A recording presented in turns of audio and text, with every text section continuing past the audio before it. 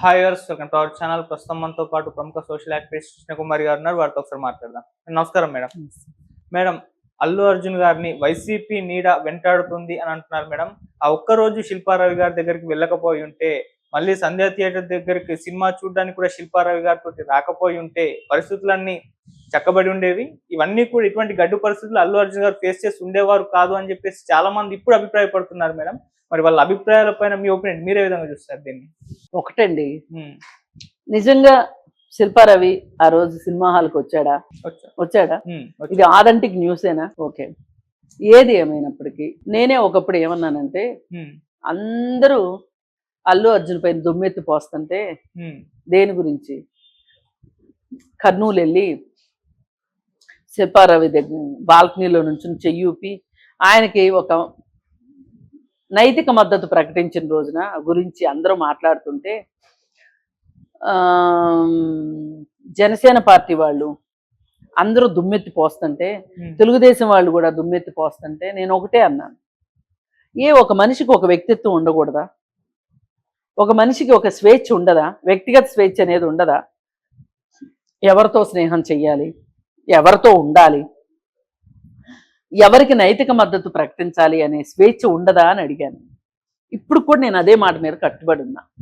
కాకపోతే తదనంతర పరిణామాలు చూసిన తర్వాత ఏ మనిషికైనా ఏ పరిస్థితుల్లోనైనా ఒక అండాదండ అవసరమైన పరిస్థితి అనేది వస్తుంది.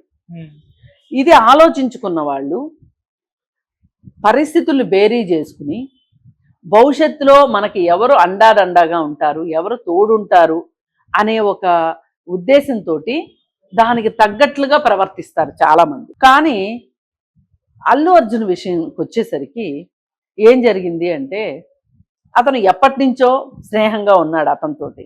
అతని స్నేహాన్ని పోగొట్టుకోదలుచుకోలే. పైగా అతనికి ఉన్న ధైర్యం ఏంటి అంటే, ఏదున్నా మా నాన్న ఉన్నాడు కదా నాకు వెనకమాల, అండాదండా, నాకు ఇంకొకరితో పనేంటి అనుకున్నాడు. కానీ ఇది బహిరంగంగా ఒక రాజకీయ ప్రకంపనానికి దారి తీస్తుంది అని అతను అనుకోలే. కొంచెం ముందు జాగ్రత్తగా ఆలోచించి లేడు. అంటే నేను మళ్ళీ చెప్తున్నా, అలా ఆలోచించుంటే బాగుండేది కదా అని నేను అనను. ఎందుకు అంటే, మనకేమన్నా భవిష్యత్తు దుర్బిణి ఉందా మన చేతిలో? ఇలాంటి అవసరం ఒకటి వస్తుందని ఊహిస్తామా? ఊహించం కదా.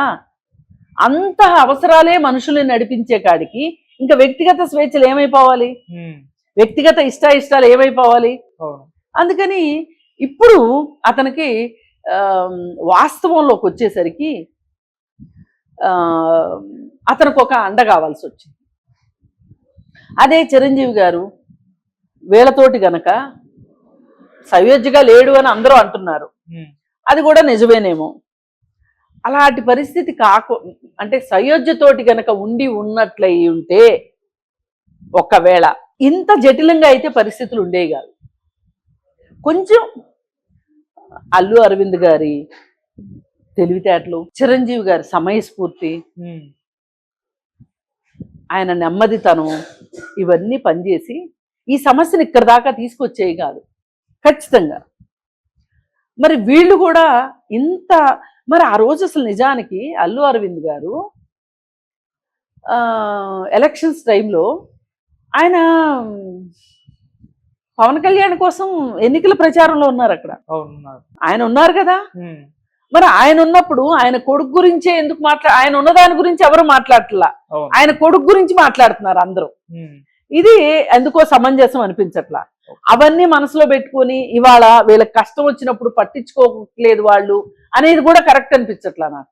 పిల్లలండి చిన్నతనంలో ఏదో ఒక నిర్ణయం తీసుకుంటారు. పెద్దవాళ్ళు వాటిని క్షమించరా? ఒకవేళ తీసుకుంటే మట్టుకు ఈ దూరాలు ఇలాగే ఉండాలా అంటే అక్కర్లేదని ఇప్పుడు అర్థమవుతుంది. ఎందుకంటే ఎంతో కొంత ఈ విషయాల్లో చిరంజీవి గారు కొంచెం అరవింద్ గారికి ఒక మానసికంగా ఒక నైతిక మద్దతు ఇస్తున్నారు, కొన్ని సలహా సూచనలు ఇస్తున్నారు అనేది అర్థమవుతుంది. ఇప్పుడు ఈరోజు శ్రీతేజ్ కుటుంబం దగ్గరికి వెళ్ళి హాస్పిటల్కి వెళ్ళి 2 కోట్లు ఇచ్చారు. ఇది ఎప్పుడు చేయవలసిన పని? 10 లక్షలు డీడీ ఇచ్చి ప్రపంచానికి ప్రకటించుకోకుండా ప్రతిరోజు మీ మేనేజర్ వెళ్ళి అక్కడ అతనికి ఏం కావాలో, భాస్కర్కి ఆ బాబుకి ఏం కావాలో చూసుకుంటున్నప్పుడు అవన్నీ మీరు ఎందుకు ప్రచారం చేసుకోలేదు? అందరూ ఏం మాట్లాడారు? హాస్పిటల్ ఖర్చులు మేము పెట్టుకుంటాము అన్న తర్వాత కూడా ఎస్పీ వెళ్ళి గవర్నమెంట్ పెట్టుకుంటుందని ఎలా చెప్పగలిగాడు? అసలు గవర్నమెంట్ ఎందుకు పెట్టుకోవాలి? అప్పుడైనా మీరు మాట్లాడగలిగారా? ఎందుకంటే మేమున్నాము, మేము చూసుకుంటాము, గవర్నమెంట్ అక్కర్లేదు, మేము మాట ఇచ్చాము, మేమే చూసుకుంటామని అనొచ్చు కదా. అంటే సమాజానికి ఒక మంచి అభిప్రాయాన్ని కలిగేటట్లుగా వీళ్ళు నడుచుకోలేకపోయారు. అంటే వీళ్ళు చేసిన పనిని కూడా చెప్పుకోలేకపోయారు. పైగా ఆ రోజు ప్రెస్ మీట్ రోజు వాళ్ళకేవో వాళ్ళ ఆనందాలకి అడ్డుకట్ట వేసింది ఘటన అన్నట్లే మాట్లాడారు తప్పితే ఒక దానికి వెళ్ళలేకపోతున్నాడు, ఒక దీనికి వెళ్ళలేకపోతున్నాడు, సక్సెస్ మీట్లో పాల్గొనలేకపోతున్నాడు, ఇంతటి విజయం అందితే దాన్ని సంతోషంగా ఎంజాయ్ చేయలేకపోతున్నాడు, ఏదో ఒక మూల కూర్చొని ఏడుస్తున్నాడు, దిగులుగా ఉంటున్నాడు అని మాట్లాడే మాటలు ఉన్నాయి చూసారా? అవి మాట్లాడాల్సిన మాటలు కాదు. ఎంత చెప్పినా చచ్చిన వాళ్ళ కళ్ళు చారడు. ఒక మనిషి చనిపోయింది అక్కడ, ఆ కుటుంబానికి తీరని లాసు. మీరు ఒక 15 రోజులు కష్టపడతారేమో, తర్వాత రోజులన్నీ మీయే. కానీ ఎంత ఏడ్చినా రేవతి మళ్ళీ బతికొస్తుందా?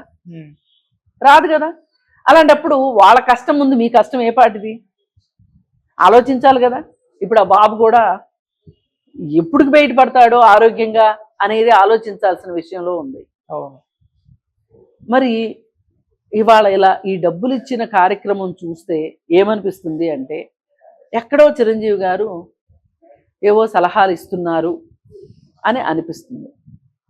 సరే, ఈ వైసీపీ నీడ ఏదైతే ఉందో, ఇప్పుడు తనకి జీవితంలో కష్టం వచ్చినప్పుడు ఎవరు కావాలి, ఎవరు తోడొచ్చారు, ఎవరు చెయ్యగలిగారు అంటే ఈ విషయంలో అల్లు అర్జున్కి కూడా ఎంతో కొంత ఒక తత్వం బోధపడిందని అనుకోవచ్చు.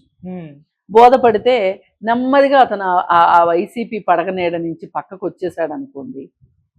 అంటే కష్టాలు ఉండవని ఎక్కడా లేదు, అది వెంటాడుతుందని కూడా అనుకోవడానికి లేదు. కాకపోతే ఇప్పుడు తనకు అవసరమైంది వాళ్ళ సహాయం. అదే వాళ్ళు మొదటి రోజు నుంచి నీతో ఉన్నారనుకో, ఇవాళ నీకు ఈ కష్టం ఇంత పెయిన్ఫుల్గా ఉండేది కాదు. అందుకని కొంచెం తనమన అంటారు. అందుకే నీకు సందర్భం వచ్చినప్పుడు నీకు సాయం వచ్చేవాడు ఎవడు.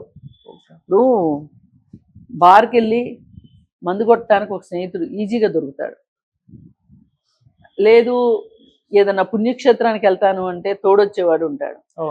గోవా వెళ్తానంటే తోడొచ్చేవాడు ఉంటాడు. కానీ నీకు నిజంగా కష్టం వచ్చిన రోజున నీతో ఉండేది ఎవరు? వాడు నిజమైన స్నేహితుడు. మనం తెలుసో తెలియకో ఒక నిజమైన స్నేహితుడి ఎంపికలో పొరపాట్లు పడతా ఉంటాం. జీవితం కదా, పొరపాట్లు జరుగుతూ ఉంటాయి. నేర్చుకుంటాం నేర్చుకునేటప్పుడు.